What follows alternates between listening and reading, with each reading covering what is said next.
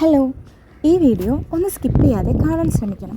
എനിക്ക് പറ്റിയ അബദ്ധം മറ്റൊരാൾക്കിനി പറ്റാതിരിക്കാനും എൻ്റെ കുഞ്ഞ് സഫർ ചെയ്ത പോലെ ഇനി വേറൊരു കുഞ്ഞിനും ഉണ്ടാവാതിരിക്കാനും ഒരു അവയർനെസ്സിന് വേണ്ടിയാണ് ഞാൻ ഈ വീഡിയോ ഇപ്പോൾ ഇവിടെ പോസ്റ്റ് ചെയ്യുന്നത്.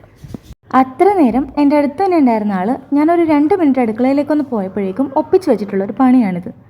ഞാൻ തൈറോയിഡിൻ്റെ ടാബ്ലറ്റ് കഴിക്കുന്ന ഒരാളാണ്. അപ്പം എൻ്റെ ടാബ്ലറ്റിൻ്റെ ബോട്ടിൽ മേശയുടെ മുകളിൽ വെച്ചിട്ടുണ്ടായിരുന്നു. ഇവനൊരു കസേര എടുത്തിട്ട് അതിൻ്റെ മുകളിൽ കയറി ആ ടാബ്ലറ്റ് എടുത്തങ്ങ് കഴിച്ചു. ഇതായിരുന്നു ആ ടാബ്ലറ്റ്, തൈറോക്സ്, അതും 150 ആയിരുന്നു.